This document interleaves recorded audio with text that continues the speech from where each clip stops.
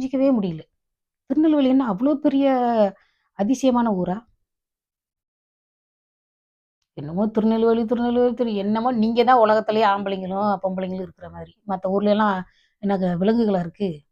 நம்ம ஆஸ்திரேலியன்ஸ் இங்க இங்க மைக்ரன்ட்ஸ் இங்க வர்றோம். என்ன கொண்டு வர்றோம்?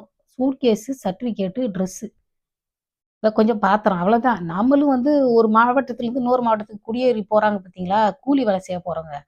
அது கூலி வேலை செய்றாங்க, இங்க சம்பளம் வாங்குறாங்க அவ்வளோதான்.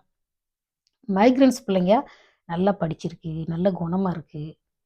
இங்கிலீஷ்காரங்க வீட்ல சம்மந்தம் பண்றப்போ அவங்க அதத்தான் கவனிப்பாங்க. அதாவது அவங்களுக்கு இருக்கிற அந்த மெச்சூரிட்டி ஏன் தமிழ்நாட்டுல திருநெல்வேலிக்காரனுக்கு மட்டும் இல்ல. எங்க ஊர்ல 4, 5 ஜாதி கல்யாணம் பண்ணியிருக்காங்க. அது எங்க ஊர போய் பார்த்தீங்கன்னா, இவ்ளோ சாதாரண ஊரா நெனைப்பீங்க. அவ்வளோ சாதாரண ஊரு. ஆனா அந்த ஊர்ல எல்லாருமே வந்து 12த் இந்த டிகிரி அவ்வளோதான் படிச்சிருக்காங்க. ஆனா எங்க ஊர்ல 4, 5 ஜாதி கல்யாணம் பண்ணியிருக்காங்க. என் சொந்தக்கார பையன், எங்க அத்தை மகன் வீட்ல ஒரு பையன் இருக்கான். அதான் தூத்துக்குடி பையன். எங்களுக்கு யாருக்குமே ஜாதி என்னன்னு தெரியாது.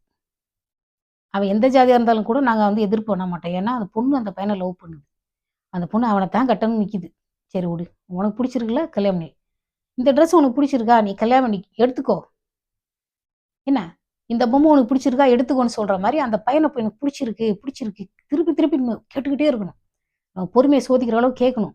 அப்பவும் அந்த 2 பேரும் பிடிவாதமா இருக்கு. அந்த பிடிவாதத்த பார்த்து நம்ம உண்மையில ரசிக்கணும் தெரியுமா? இந்த பையன தான் கல்யாணம் பண்ணிக்கணும்னு அந்த பொண்ணும், பையனும் பிடிவாதம் பண்றத பார்க்குறப்போ, அப்படி பிடிவாதம் பண்ணதுக்கு அப்புறம் கல்யாணம் பண்ணிக்கணும். அப்பதான் வந்து அவங்களுக்கு ஏதாவது பிரச்சனை வந்தா கூட, அத வந்து தைரியமா ஃபேஸ் பண்ணுவாங்க. வைராக்கியமா இருப்பாங்க. சும்மா டக்குன்னுலாம் ஓகே சொல்லக்கூடாது. அவ்வளோ அதாவது இவங்கலாம் வந்து கொஞ்சம் காசு இருக்கு, கொஞ்சம் பார்க்கறதுக்கு பாலிஷா இருக்கிறாங்க. அதனால அவங்க தன்னை உயர்ந்தவர்ன்னு நெனைக்கிறாங்க. கடவுளுக்கு முன்னாடி இவங்கலாம் ஒரு ஒரு ஒரு வெறி நாய் மாதிரி தெரியுமா? இந்த இந்த மாரி கொலை பண்றவங்க கடவுளுக்கு முன்னாடி ஒரு ஜீவனற்றவங்க. அதாவது ஒரு சோல் இல்லாதவங்க. உண்மைய சொல்றேன். மனசுலருந்து சொல்றேன். அதாவது பிறந்ததுலேருந்து ஒரு திமிராவே வளர்ந்து, திமிராவே வாழ்ந்து, திமிராவே செத்து போறாங்க தெரியுமா? அவனுக்கு வந்து ஒரு ஒரு மன அமைதியே கிடைக்காது. என்னோட சாதியும் ஒரு ராமதாஸ் ஜாதின்னு சொன்னேன்ல. நான் சின்ன பிள்ளையிலேருந்து மனுஷங்கள மனுஷங்களா மட்டும் தான் பார்க்குறேன். அவங்க மனசுக்கு இவ்வளோ கஷ்டமா இருக்கு. இவங்க கஷ்டமா இருக்கும். ஏன் நம்மள ஒரு மாதிரியும், அவங்களும் ஒரு மாதிரி ட்ரீட் பண்ணணும் அப்படின்னு தான் நினைச்சிருக்கேனே தவிர, நம்ம இந்த ஜாதியில இருக்கோம். நம்ம அந்த பெருமை எடுத்துக்கணும். இந்த முகத்துல இந்த பெருமை இருக்குன்னு வச்சுக்கோங்க. இது பெருமை கிடையாது. திமிரு. நான் வந்து இந்த ஜாதின்ற அந்த ஒரு இப்படி இப்ப பண்றாங்க தெரியுமா? நாங்க வந்து ரொம்ப ட்ரெடிஷனலானவங்க. உலகத்துல எல்லாமே ட்ரெடிஷனலா தான் இருக்கு.